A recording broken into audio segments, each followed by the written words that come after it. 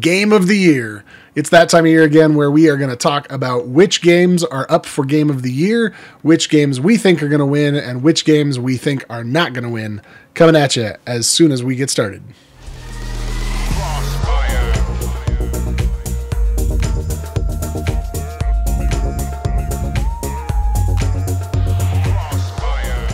What's up, everyone, and welcome to Crossfire Faith in Gaming. I'm one of your hosts, Russ Dornish, alongside my two hosts, the Reverend David Petty, and of course, Brian.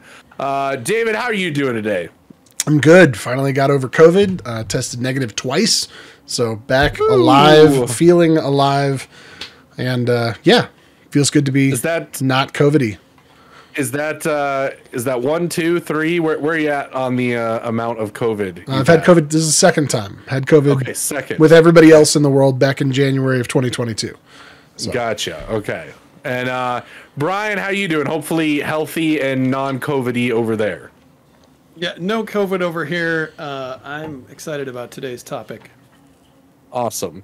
Well, as we said in the intro, today's topic, we're going to be going over, obviously, the Game of the Year awards are coming up in just 2 weeks, just a couple weeks away, and we've heard the nominations. There's some hot button topics when it comes to the nominations, but we're going to go over each category, talk about what we think won, but before we do that, we are going to go into the time machine. So as they did in Wayne's World, you bring the we're gonna go back to 2021, okay? Back when we were all just naive gamers who didn't know what was going on in the world, and we are going to talk about the predictions that David and I did way back in 2021 and how we did before we go into our predictions this year and see how well we do. So Brian, this was your idea. You jumped back in the time machine. So let us know what we talked about and let us know how we did.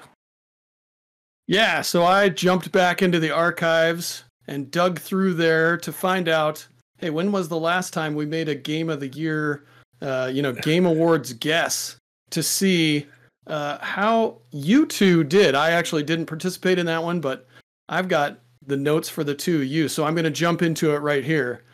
So first of all, best action adventure, Russ said Ratchet and Clank. David said Marvel's Guardians of the Galaxy. The actual winner, Returnal. No points. No points. You were both wrong. Oh, and how could I have done that to my beloved Returnal, which, by the way, I am playing again this week. Like, what are the odds of that? I'm back in. I think at that point you had not picked it up yet because you were a late adopter on Returnal. You didn't pick it up you were. I thought I was launched. No. Because I have a note here that says Russ's favorite game of the year was Returnal, but he did not guess it for any category. Oh, I'm so dumb. Okay, let's not make that mistake again this year, guys. Okay, Brian, what else? All right. What else? If you have a favorite game, if you have a favorite game, you might want to actually guess it. Oh, I am, and I think it's going to win a lot of awards, but we'll get to that later. That's right. Next on the list was independent game. You both took multiple guesses on this. So, Russ, you guessed Kena, Bridge of Spirits, and Death's Door. David, you guessed Kena also, and Inscription. The actual winner was Kena, so I'm giving each of you a half a point. Half a point. There we go. I think what we were... I used two guesses. Well, I think what it was like what we wanted to win and what we thought was going to win. Right, because we both really loved Kena as a game, but sometimes you're biased. You're like, well, I've played this game, so it's obviously going to win. We'll definitely get into that later today. I will say that for my game of the year, I have one that I want to win, and then I have one that I know is going to win. Like that's just where it is. All right, the next one you actually made a guess on was Best Performance. You both guessed Jason Kelly in Deathloop. Actual winner was, it was Maggie Robinson as Lady D in Resident Evil Village. That's right. Oh, it's hard to argue with a 9-foot vampire woman. Yes, pretty hard to argue. I mean, she was the talk of the town back in 21. That's right. Next was role-playing game. Let's see, Russ, you guessed Monster Hunter Rise. Okay. David, you guessed Marvel's Guardians of the Galaxy. The answer didn't play any of the RPGs. Yeah, you both mentioned that you basically hadn't played any. You were guessing blind. The answer was Near Replicant version, blah, blah, blah, blah, blah, whatever. Okay. It's a very long number. Sure. Okay. All right. Not doing well. No, so far. I mean, these are hard. It's hard. Next one was music.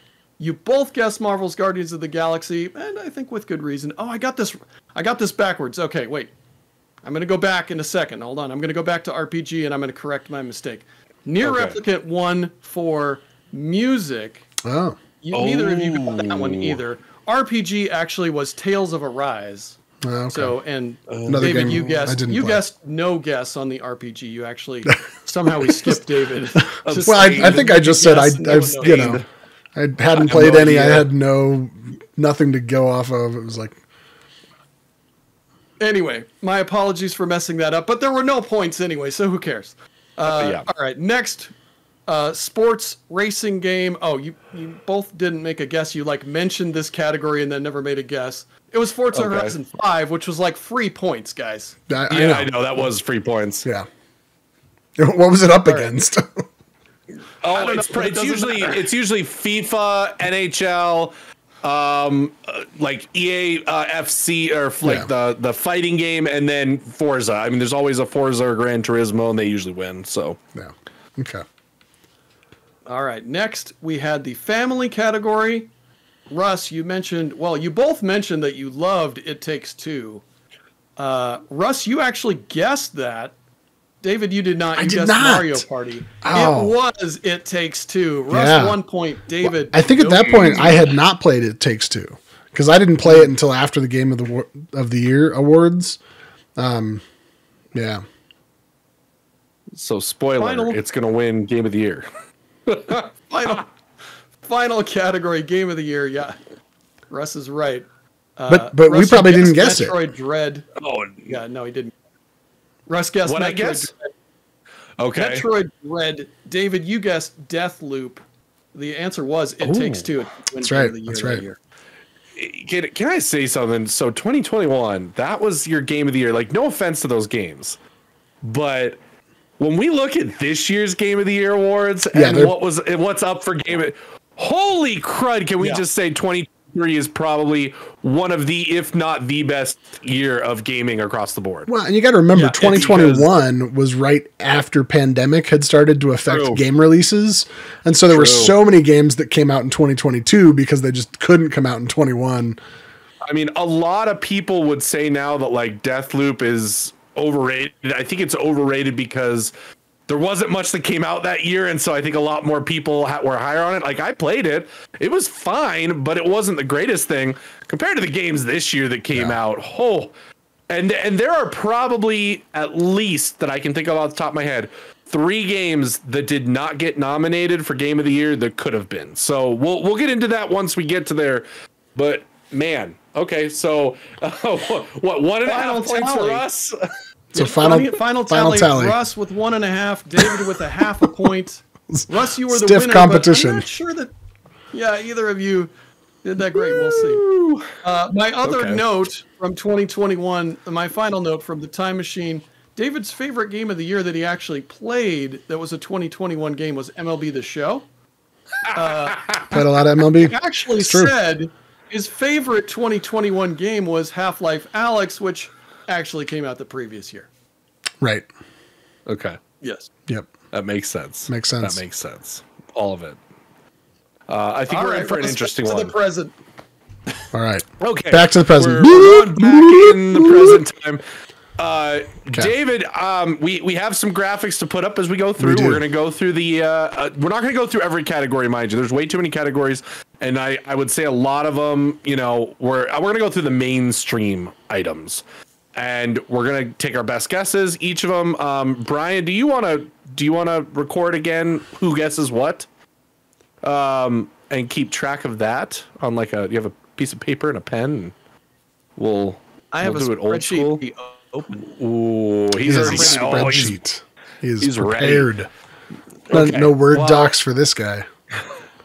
So, David, you guide us. You let us know what category we're doing. All right. Show the people at home what our category or nominees are, and then we will go through and pick. And even if you don't have one, just guess. All right. So we will do that. So we're going to start off easy, or perhaps, with some, maybe not easy, but we're going to start off with a category that is, less consequential. It's not the ultimate hitting game of the year. We're going to start off with the category best adaptation. So I'm presuming that this is best adaptation from a game, as I look at the category and its recipients here, from a game into a different media form, either movie or television show. So up in the best adaptation category, and I'm going to read these off. I'm going to put the graphic back up on the screen. Best adaptation. First off, we have Twisted Metal, which aired on Peacock as a series. I completely forgot that existed, so that tells you something about my guess there. Next up, we have Castlevania Nocturne, I guess, which came out on Netflix on September 28th. Then we have the movie adaptation Gran Turismo, which was in theaters. Probably saw lots of trailers for it if you went to the movies this summer. Second to last, we have Mario Bros, not to be confused with Super Mario Bros, the old movie that came out 30 years ago, but the one starring Jack Black and Chris Pratt. And then last, we have The Last of Us. So The Last of Us on HBO Max, now known as Max, the artist formerly known as HBO. We have The Last of Us. So best adaptation. I feel like this one is probably easy grand slam. Yeah. It's got to be Twisted quick, Metal, right? Absolutely. Well, okay. So I've seen 4 of these. Brian, how many of these have you seen? At least one. And I already know which one it is, because your family absolutely loves this movie. So let's see here again. Which one have you seen? Oh, it's the Mario Bros. Movie. The Mario Bros. Okay. Yes. Okay. Yes. And I've seen all of them except for Castlevania. As most people know, I'm not. You've seen Twisted Metal. I've seen a few episodes. I haven't watched all of it. Okay. So clearly you were hooked. There's just so much TV and not enough time. Okay, there's not enough time in the day. I have lots of shows that I'm like catching up on. Sure. And it's like when I have a spare hour or two that I don't feel like gaming, I'll pop on one. Like I just finished up Welcome to Wrexham. I just finished up. I haven't even started Rick and Morty, the new season, which I love that show. So that's how my TV watching goes. But Twisted Metal, not terrible. Okay. I think it's warranted to get an award here. It's entertaining and it's a little funny. Is it better than the Halo TV show? Oh, absolutely. 100%. Okay, well, that's amazing. 1000% All better right. than that. That was, goodness me. How do you ruin that? All right. How? So let's make some guesses here. So Brian, what's your guess? Yeah, my official guess is The Last of Us. I feel like this is the Forza Horizon 5 free points category. Yes. All right. I would agree with you. I will also put a point down for The Last of Us. I think that's going to win. Yeah. I feel like it is an entire category beyond all the rest of them are good. And if The Last of Us weren't in there, it might be a close competition. But I feel like The Last of Us was just so good that it's unfair to these other pieces that they're even up against it. We talk about 2023 being the year of video games, but like this is the first year that we've got some solid adaptation media for gaming. And we've talked a ton on this podcast about all of the previous adaptations, how wild it was that like Pikachu and Angry Birds 2 are some of the best adaptation movies. And now we've got tons that are good. Some bangers this year. I'll go Last of Us as well. That'll be my official. We're gonna make this easy. This will be a slam dunk category. So all right. Well, next up we have score and music. So if you guys would sing each one of these themes as I mentioned them. This best score and music. First up we have Alan Wake 2. Next we have Baldur's Gate 3. Apparently you have to be a sequel to be in this category. Just kidding, because next up we have Hi-Fi Rush, something I've never heard of. Final Fantasy 16. and Tears of the Kingdom. So Alan Wake 2, Baldur's Gate 3, Hi-Fi Rush, Final Fantasy 16, and Tears of the Kingdom. So that is the category for score and music. I have played every one of these. Okay. Every one of these games I have sampled. Probably the least that I've played would probably be Baldur's Gate 3 and Hi-Fi Rush, followed by Tears of the Kingdom. Final Fantasy and Alan Wake 2 are fairly close in how much I put into them, and I would say it's going to be between those two. Who I want to win, because, and again, David, you're still at the beginning of Alan Wake 2. There is a chapter called We Sing. That's all I'm going to say. It is why Alan Wake 2 should absolutely win music. If you get in between the chapters of each Alan Wake episode, there is a custom song that was written just for Alan Wake. Wow. Okay. From some special artists. So the music is a huge part and atmosphere of the game. Like, I wanted to sit in between chapters and just sit there and listen to music. I have literally played the Alan Wake soundtrack in the background while I've been doing stuff in Spotify. So Alan Wake 2, Final Fantasy is close. Final Fantasy did a great job too of being the atmospheric. I will say Hi-Fi Rush is probably going to be a contender because music is a big part of that game. But my vote, I'm just going to go for it because I love the game and I think it deserves it, would be Alan Wake 2. Okay. Brian, what about you? Yeah, my vote was also for Alan Wake 2. Okay. All right. I think, even though I haven't played it yet, from what I've heard from everybody else, and just from what it seems like, it's up for a lot of awards. I think, isn't it the highest, if not second highest, award nominee? Alan Wake 2 is for so many different categories. So I'm going to go Alan Wake 2 as well. Yeah. Yeah, it's the second most nominated game behind Baldur's Gate. Oh, Baldur's Gate. Yeah, okay. All right. Yeah. Well, I'll put 3 points down, I guess, then for Alan Wake 2. We're kind of all in. Okay. All right. Next category, we have performance, which is not which game performs better on your system, but which actor gave the best performance. So first up, we have Melanie Liburd, which I probably butchered that name, for Alan Wake 2. Next, we've got Cameron Monaghan for Jedi Survivor, a game which I don't think I saw in any other category. So it's interesting to see the best performance here for that. Then we've got Idris Elba, which I'm pretty sure on this graphic says Idria Elba, but it's Idris Elba for Cyberpunk 2077. Then we've got Final Fantasy 16 Ben Starr. Then we've got Neil Newbin for Baldur's Gate 3. Then Yuri Lowenthal for Spider-Man 2. So those are your actors for the category of best performance. Why don't we start off with Brian on this one, since Russ, you started on the last one. Brian, what do you think? Yeah, I'm going to go Yuri Lowenthal for Spider-Man 2. Okay. Ooh. Okay. Okay. David, you go. I want to go last. Sure. I've heard great things. Haven't gotten enough into Alan Wake 2 to really make a judgment on this. I thought that Cameron Monaghan was great in the first Jedi Fallen Order. Idris Elba is amazing in everything that he does. Yuri Lowenthal is a strong contender there too. So I'm going to go out on a limb, just be the wild hair here. I'm going to throw it to Cameron Monaghan. Why not?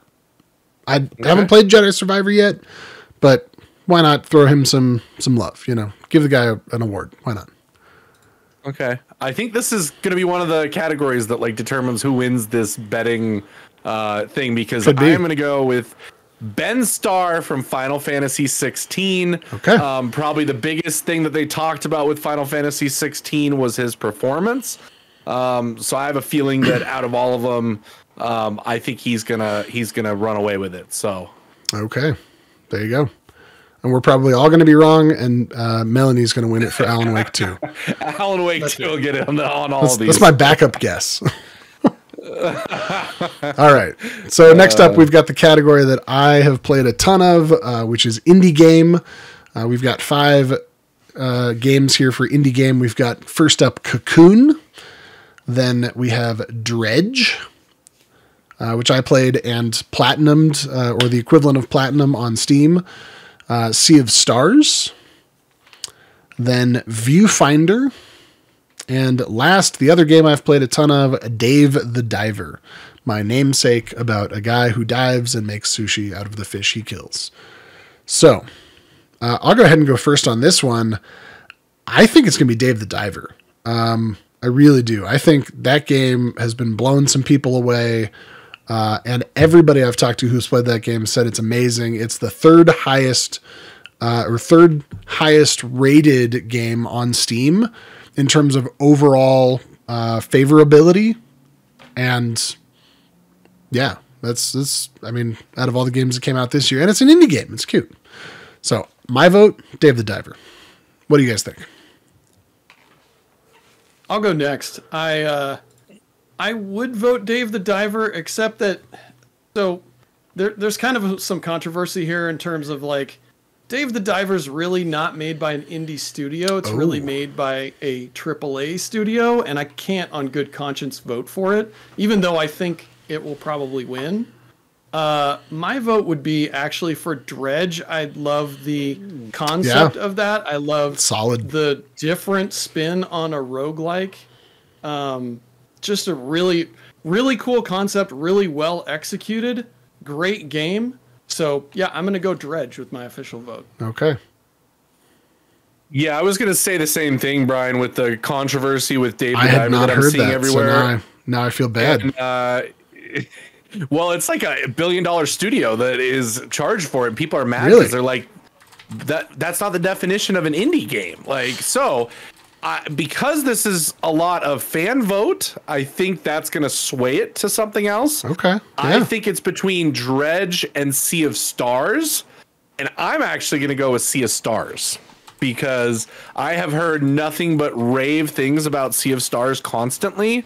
I also think, unfortunately, the thing with the Game Awards is it's what have you done lately?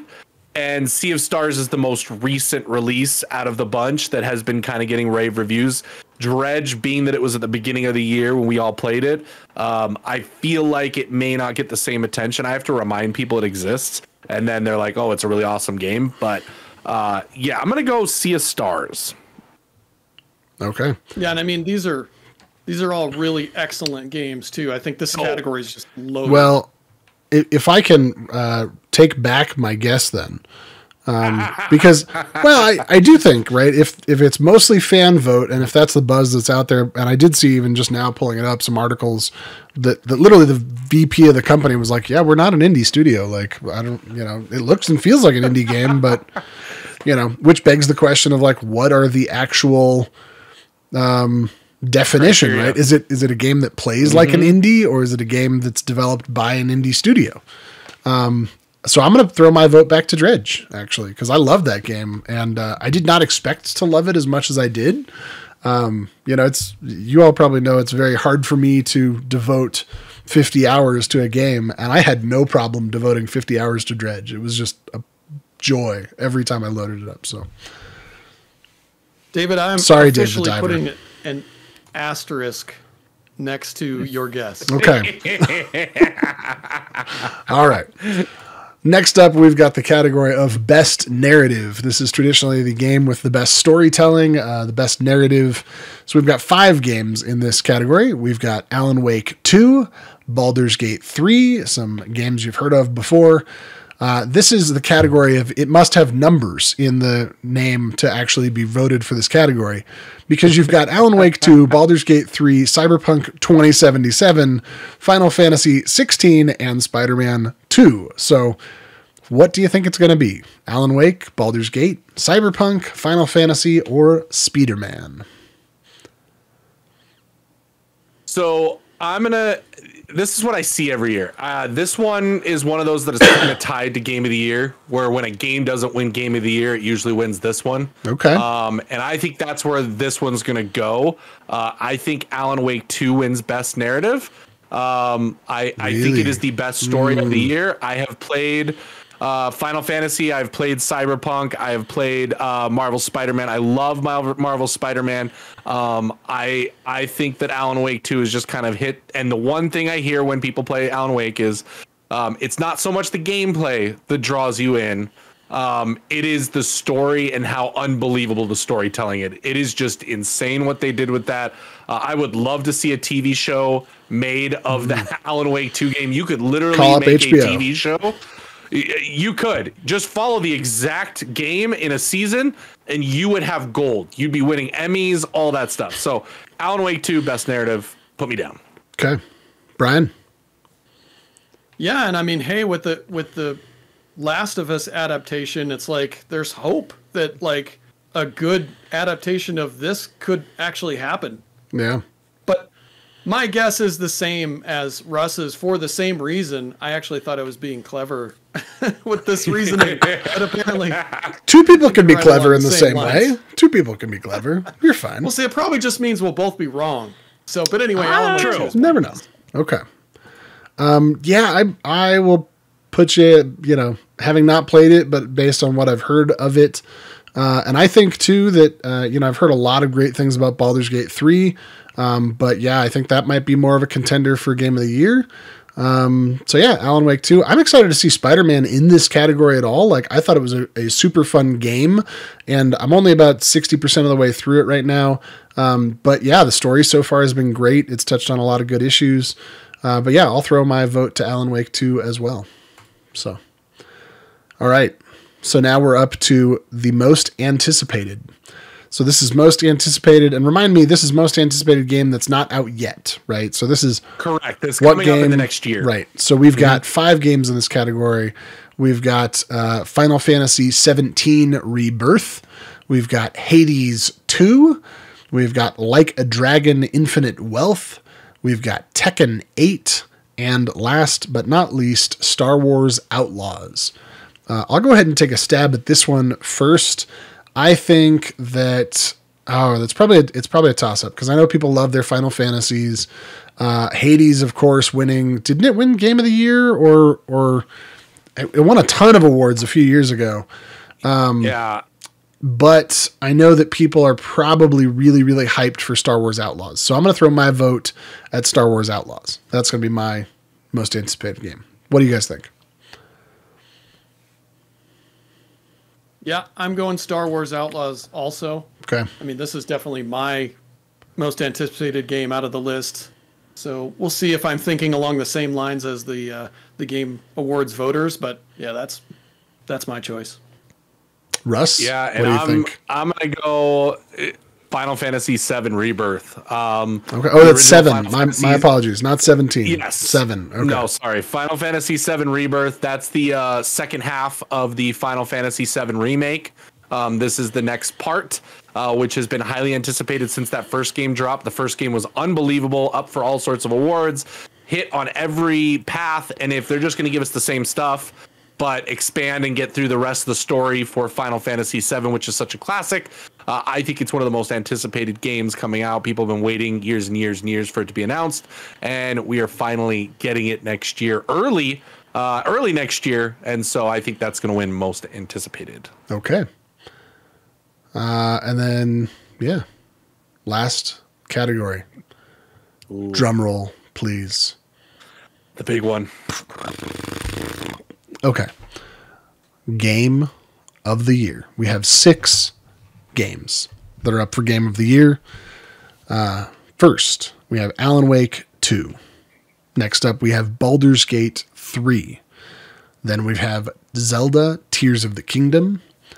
Then Super Mario Wonder. Spider-Man 2. And last but not least, Resident Evil 4. Russ, why don't you take the first stab at these 6 excellent choices for Game of the Year? So I wanted to make mention, like I said earlier, getting 6 nominees was not easy for them. There are a number of games not on this list that probably should be, and in a normal year, probably win Game of the Year. That would include Hogwarts Legacy, which, by the way, did not garner a single nomination. Another big controversy right now in the gaming world. Wow. That it did not get 1 nomination. Okay, that's surprising. I mean, it's not given. I think the political storm around it, but I do. Yep. But it was. I thought it was a good game. As far as gameplay was concerned. I platinumed it. Yeah. Not many people did that. It takes a long time to platinum that game. That's a big game. It is. I gave up like 10 hours in. I was like, there's too much here. I can't play all this. The other one that Brian will probably agree with is going to be Starfield. Obviously, I think a lot of Xbox fans wanted Starfield in this conversation. Not even in the nominees. Wow. I don't think it's in the nominees just because of how great of a year we had. Okay. Starfield's a good game. I don't think it's a perfect game. I don't think it's an amazing game. I think the games that we see here are pretty darn close to perfect and amazing. Yeah, if you don't have perfect, they are amazing. If Starfield comes out in 2021, it's up against Deathloop.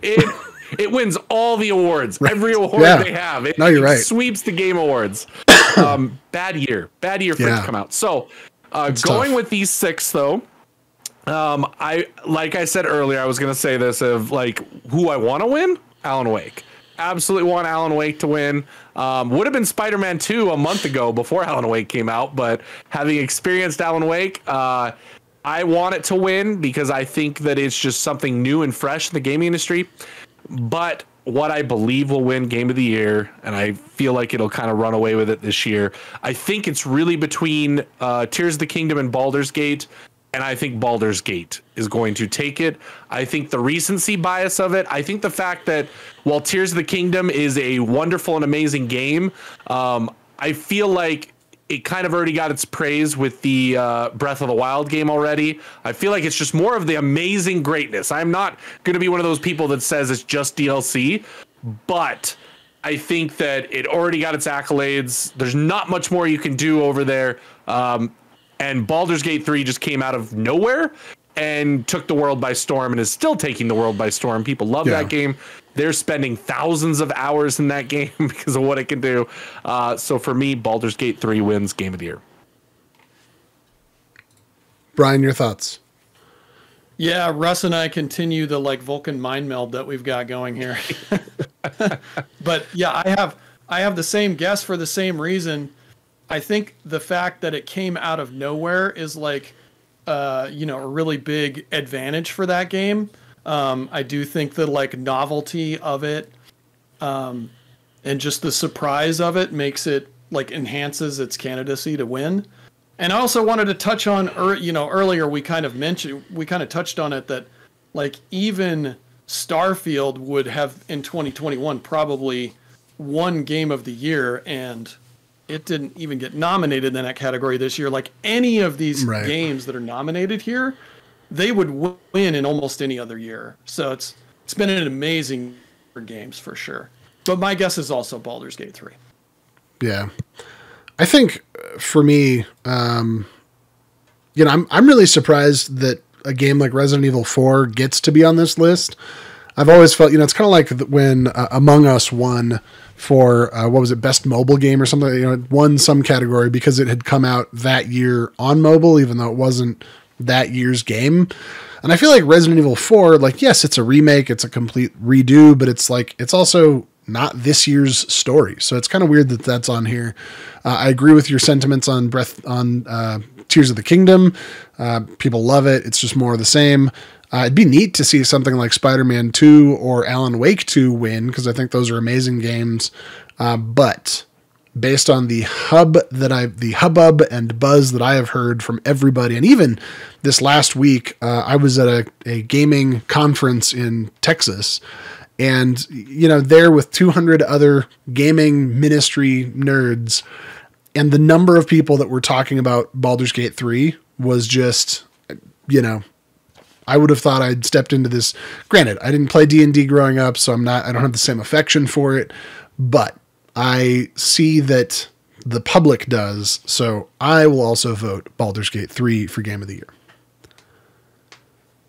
David, do you have a particular game you would want to win? Like, what's your favorite out of those?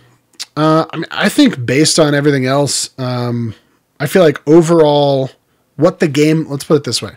From what I've heard and what I've played so far, I think what the game achieved in Alan Wake 2 to be such a great game with such a great story, great gameplay, amazing visuals, which I am always a huge fan of. I've heard good things about Baldur's Gate 3 visuals as well, but I would love to see Alan Wake 2 win, but it's not going to. I just don't think it has a chance against Baldur's Gate 3 with the public's. And here's the other category or the other caveat, right? It's like the Academy Awards. Well, the Academy Awards is not a public driven nomination. Okay. It's a critic driven nomination. I think if you have critics driving this conversation, I think they're going to choose Alan Wake 2. But I think since it's the public driving the conversation, they're going to choose Baldur's Gate 3. Well, and one thing that I constantly hear about these nominees too is what people would prefer. What I've heard is either a fan, because I don't believe fans get the nominations. You don't get to determine the nominations. You just get to determine the votes. The nominations are determined by not the industry itself, but by the media within the industry gets to determine the nominees, which a lot of people don't like. They would prefer, and we don't really have an award ceremony that is industry driven, meaning that the publishers, the developers, the the actual people in the industry, no, outside of the game critics, because that's who technically gets to kind of decide these things. It's the people who are actually within the gaming world. They think that would do it. But again, that's where the controversy came in of like, they think it's politics based. And if it was the gaming industry actually determining it, not the media and all this, it's so much, whatever here, there, nor there, whatever. But yeah, I think Baldur's Gate 3, I'm not mad if it wins. This isn't like a year where it was like, David, we can go back to the controversy of Red Dead Redemption losing to God of War in 2018. Yeah. Because I know that you are frustrated. A lot of people I know are frustrated with that. I am happy with it because I do feel like God of War, I think it was deserving of it at that moment. But I think that this year when it comes to Baldur's Gate 3, it wins. I'm not mad. I think the only one I'd kind of be mad would be Tears of the Kingdom, just because of them already winning with Breath of the Wild. And these other games, so many of them did something completely different and out there. Super Mario Bros. Wonder took us back to the old school Mario formula with some nice updates and kind of some fun things that really make it fun to pick up even in the present day. Resident Evil 4, I get it. There's a lot of people that think there's a controversy with that. I played it. I got the platinum in the remake. I will say it's the best remake ever done of a game. It already won, Game of the Year way back when in like 2005 when it first ever came out. And they just made it 100 times better than even back then. So I can kind of get why it comes in here. If you're somebody, though, that is like remakes should not be in Game of the Year, I get that too. Which is why I don't think it's going to win. It's just nice that it got nominated. But I'll still go back. Alan Wake 2, I would love to see something because it is so unique. It is such a unique game and experience that I would love to see it get its accolades for that. I have to say, so while we were talking here, I pulled up because I'm always curious, and I was talking about the critics, right? And I just wanted to back up my thoughts with some numbers, and I was actually completely wrong, but these numbers tell you just how good this year's Game of the Year nominees are. Here are the Metacritic scores. Again, this is based on only critics reviewing, and this is out of 100. Here are the Metacritic scores for each one of these games. First up, we have Alan Wake 2 with a Metacritic score of 87. It's the lowest Metacritic score on the list. Alan Wake 2 gets an 87. Next up, we've got Baldur's Gate 3 getting a 96. A 96. This is like a near perfect game in Metacritic's eyes. Next up, we have the Tears of the Kingdom also getting a 96. Okay, so two games getting a 96. Then we've got Super Mario Bros. Wonder coming in with a low 92. Right, again, still in the 90s. Like, this is just nuts. Then we've got Spider-Man 2 coming in with another 90.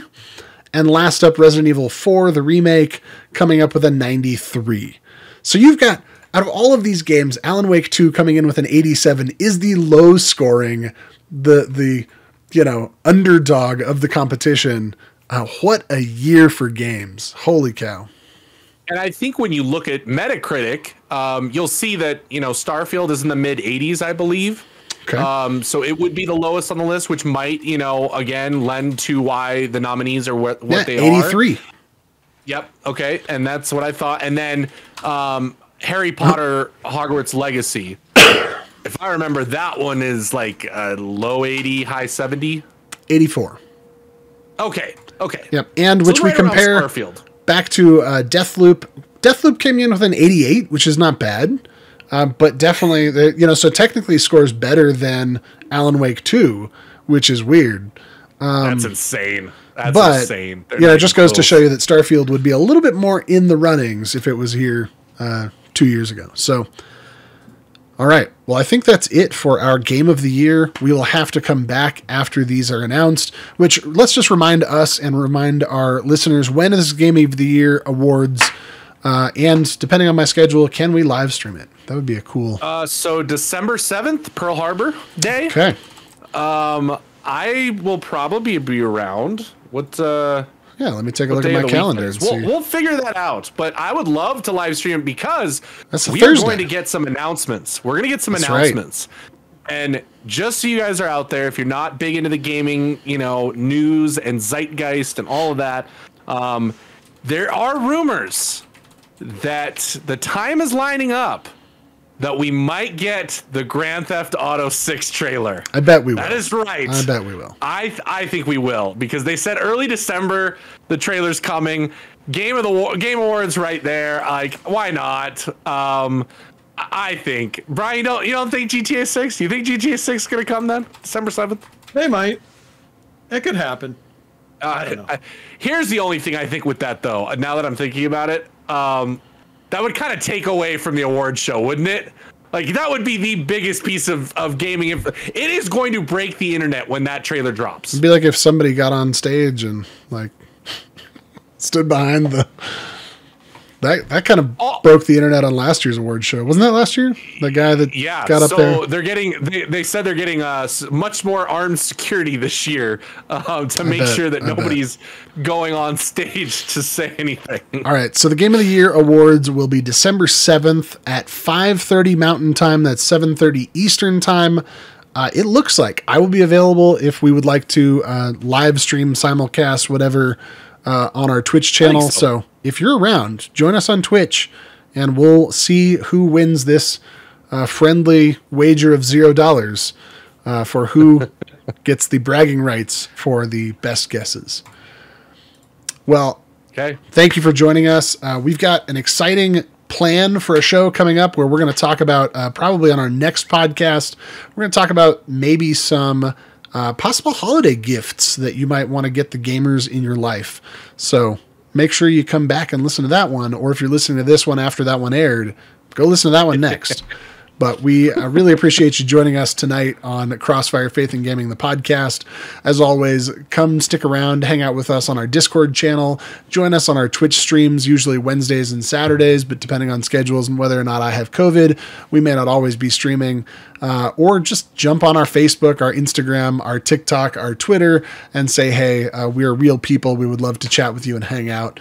And remember that you are loved, you belong, and that God values your presence here. So we will see you next time on Crossfire, Faith and Gaming. God bless.